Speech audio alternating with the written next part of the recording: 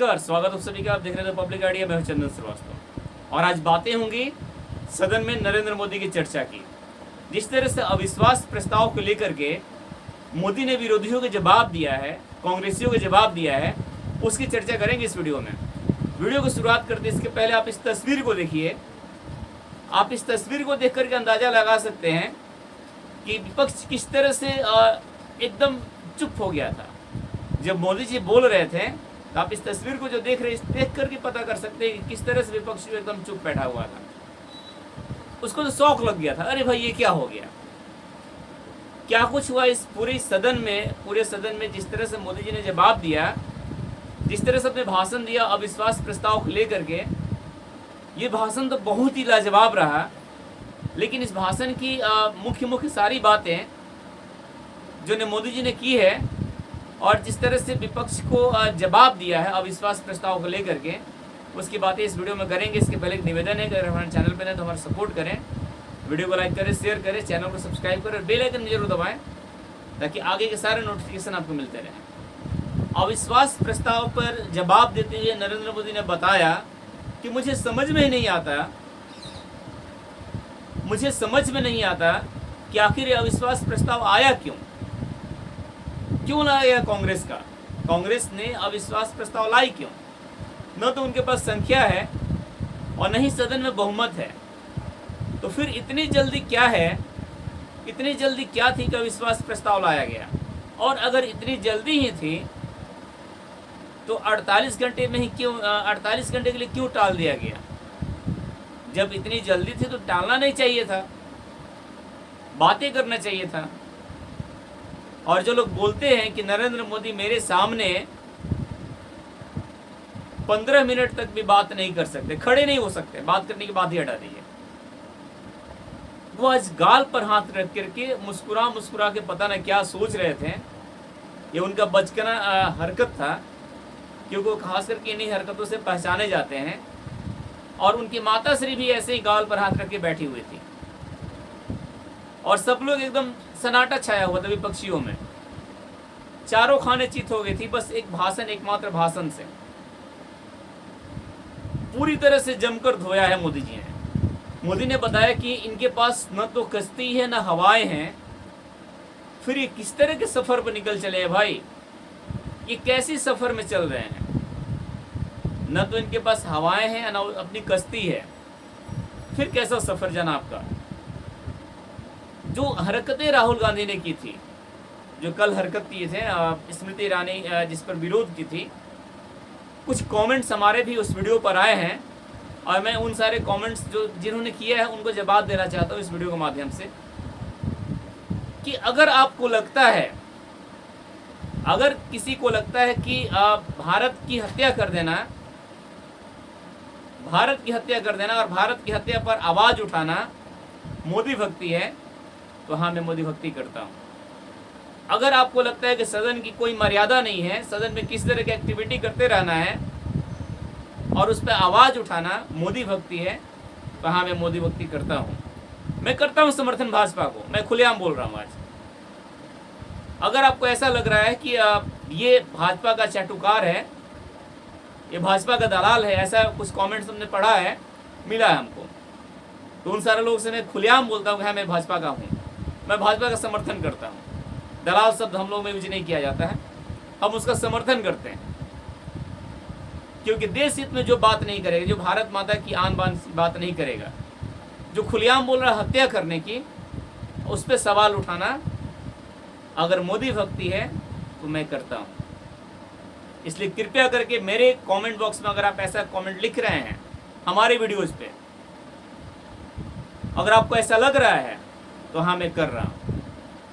क्योंकि देश हित में जो बातें होंगी उसको मैं रखूंगा। और जो लोग देश के लिए विरोध में काम करेंगे, जो भारत माता का अपमान करेंगे, सदन में बैठे हुए सांसदों को फ्लाइंग किस देंगे, इशारा करेंगे, तो क्या किसी सदन की मर्यादा नहीं होती? क्या उनको पता नहीं है? इतने दिन सत्ता में रहे हैं, कांग्रेस पार्टी इतने दिन से सत्ता में रही है, क्या सीखी है? उनको पता नहीं कि क्या मर्यादा सदन का होता है? और आप लोगों को ऐसा लग रहा है तो ठीक है भाई, मैं करता हूं। क्योंकि पता ना क्या कुछ आ रहा है भाई, क्या आप लोग सोच रहे हैं, किस तरह की एक तरह से मोदी हटाने का चल रहा है, मोदी हटाओ मोदी हटाओ। आप लोग क्या कर रहे हो भाई, आप लोग क्या कर रहे हैं? अगर कोई भारत माता का खुलेआम हत्या करने की बात करेगा, उसके बाद को बर्दाश्त कर लिया जाएगा? अगर कोई इस पे सवाल उठा दे तो क्या मोदी भक्ति हो गया, चाटुकारिता हो गया, दलाल जैसे शब्द का उपयोग करने लगे आप लोग, या जो लोग कर रहे हैं? और ये इंडिया वाला INDIA वाले, ये लोग कौन है जो कि भारत माता की हत्या की बात करते हैं? कैसी देशभक्ति उन पे मतलब हो पाएगी उनसे? सर कैसी देशभक्ति होगी? कैसे लोग भरोसा करेंगे? कैसे भारत के लोकतंत्र को बचाएंगे? बचाने की बात करते हैं, अविश्वास प्रस्ताव पे बात करते हैं। ये जरा सोचिए कि जिसके पास पूरे देश का विश्वास है, जिस गवर्नमेंट पर पूरे देश का विश्वास है, ऐसा नरेंद्र मोदी ने भी बोला अपने इस भाषण में कि जिस पर पूरा देश विश्वास करता है, विदेश के बड़े बड़े जो देश है विदेशों के, वो भी विश्वास करते हैं। और विश्वास का ही एक एग्जाम्पल है, विश्वास का एक परिणाम है कि भारत टॉप 5 इकोनॉमी में हो गया है, शामिल हो गया है। हर जगह इसकी चर्चा हो रही है। उसको और उस पार्टी पर, उस सरकार पर मान लीजिए आप विश्वास नहीं कर पाते, आप विरोध में आप विश्वास नहीं करेंगे, लेकिन आपको अपने पार्टी वाले लोगों पर विश्वास तो होना चाहिए था ना, जो आपके समर्थन में है। विश्वास प्रस्ताव लाने का मकसद क्या है? कि आप जांचना चाहते हैं, एक तरह से ये भी आपका एक मकसद ही होगा कि हमारे साथ जो लोग हैं वो वास्तव में हमारे साथ खड़े हैं कि नहीं हैं। तो उनको जांचने के लिए, जिस पर पूरा देश भरोसा करे, जिस पे 130 करोड़ जनता भरोसा कर रही है, जिस पर देश के हर वर्ग के लोग भरोसा कर रहे हैं, चाहे वो किसी भी जाति समुदाय के हों, उनके विश्वास को दांव पे लगाना कहाँ का मतलब ये कहाँ की सोच है भाई? ये आप कैसे सोच सकते हैं?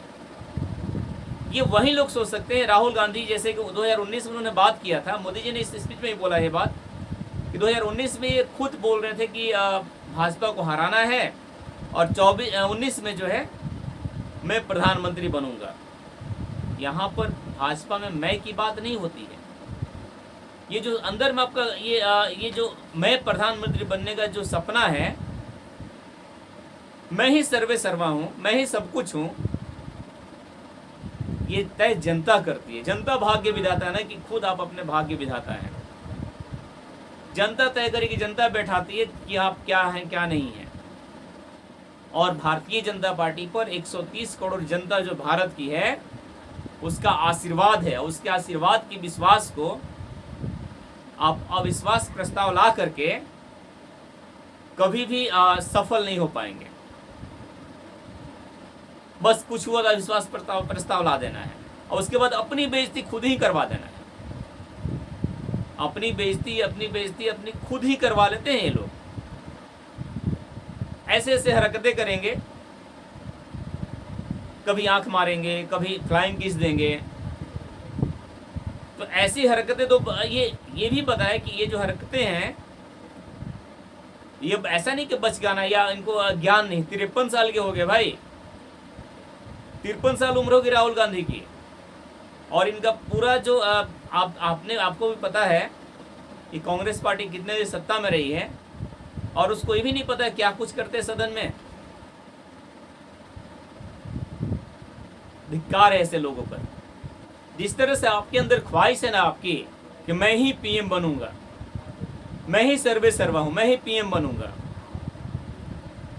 यही आपको ये जो घमंड है, ये जो अहंकार है कि मैं ही सर्वे सर्वा हूं, मैं ही पूरा भाग्य विधाता हूं, और इतने मतलब एक षड्यंत्र रच रहे हैं आप लोग कि जितने लोग विरोधी थे, जो लोग कभी एक दूसरे को देखना नहीं चाहते थे, वे सब लोग आपस में मिल गए, आज एक हो गए। क्या बस टारगेट एक है, देश को आगे नहीं बढ़ाना, मोदी को हराना है। ये बात कभी नहीं होती, देश को आगे बढ़ाना है। इनको मेक इन इंडिया से प्रॉब्लम है। देखिए दिक्कतें क्या हैं इनकी। सबसे बड़ा प्रॉब्लम नरेंद्र मोदी से है, मेक इन इंडिया से प्रॉब्लम है। भारत की जो इतनी वर्चस्व बढ़ रही पूरे विश्व में, वैश्विक पटल पर जो भारत का पहचान बन रहा है, इनसे भी इनको प्रॉब्लम है, क्योंकि विदेशों में जाते हैं तो कहते हैं भारत में कुछ ठीक ठाक नहीं चल रहा है, भारत की अर्थव्यवस्था जो है ना एकदम चरमरा आ गई है, और आज इंडिया दिखा रहा है टॉप 3 पर आने वाला है।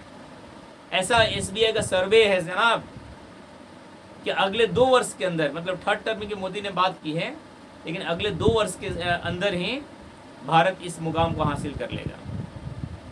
यहाँ डाटा की बात होती है ना कि कुछ भी मुंह से बक देना, ऐसे नहीं चलता है कुछ भी। देश के लोगों का विश्वास है भारतीय जनता पार्टी पर, देश की जनता का विश्वास है नरेंद्र मोदी पर, इसीलिए दोबारा चुन कर आए हैं इस और देश के प्रधानमंत्री के तौर पे। और दोनों ही इलेक्शन में पहले वाले से दूसरे में ज़्यादा सीटें हासिल की नरेंद्र मोदी जी ने, और 24 में भी यही होगा। और जाते जाते मोदी जी ने बता दिया, जैसे कि 18 में बोले थे कि आप एक बार फिर अविश्वास प्रस्ताव लाएंगे, तो आज भी सदन में मोदी जी ने बता दिया कि अभी भगवान शिव का महीना चल रहा है, शिव भक्ति की बात हो रही है, और मैं भगवान शिव से प्रार्थना करना प्रार्थना करता हूँ कि भगवान शिव इनको इतनी शक्ति दे कि अगले टर्म में भी अविश्वास प्रस्ताव लाए राहुल गांधी, इतनी शक्ति मिले महादेव से, ऐसा प्रार्थना किया नरेंद्र मोदी ने। आप केवल अविश्वास प्रस्ताव लाने की बात कीजिए, अविश्वास प्रस्ताव लाते रहिए। मतलब जमकर जवाब दिया है मोदी जी ने। उन्होंने बोला कि इतने साल सत्ता में रहने के बावजूद भी कांग्रेस पार्टी इतने सत्ता में रही, जिनके पूरे एक तरह से खानदान वाले जो लोग हैं, जिनका पूरा फैमिलियर बैकग्राउंड जो रहा है, सत्ताधारियों का रहा है, वो आज ऐसी हरकतें करते हैं। देश के लोग जिस पर भरोसा कर रहे हैं उस पर अविश्वास प्रस्ताव लाते हैं। तो आपको हमेशा यह शक्ति मिले भगवान शिव से कि आप हमेशा अविश्वास प्रस्ताव लाएं। मतलब एक साथ मिल करके ये जो सत्य की गला घोटने की कोशिश की जा रही है, तो आपको पता होना चाहिए कि सत्य पराजय कभी नहीं होता है, सत्य की हार कभी नहीं होती है। आगे आपका क्या कहना है, आप लोगों का इस पूरे प्रकरण में क्या आप लोगों की सोच है, कमेंट पर जरूर साझा कीजिएगा, अपना राय दीजिएगा। और जो लोग कह रहे हैं ना कि चाटुकारिता करते हैं, तो अगर देश हित की बात होगी, जहां भारत माता की बात होगी, तो वहां तो हम बोलेंगे ही बोलेंगे, इससे कहीं कोई रोक नहीं पाया, क्योंकि हम एक सच्चे देशभक्त हैं। हमें चिंता है भारत माता की, हमें खुद की चिंता नहीं है। और भारत माता की हत्या की जो बात करेगा, उस पर सवाल उठाना अगर मोदी भक्ति है, तो हमें फिर से बोलता हूँ मैं मोदी भक्त हूँ। फिलहाल इस वीडियो में इतना ही। आप देख रहे हो तो पब्लिक आइडिया, मैं हूं चंदन श्रीवास्तव।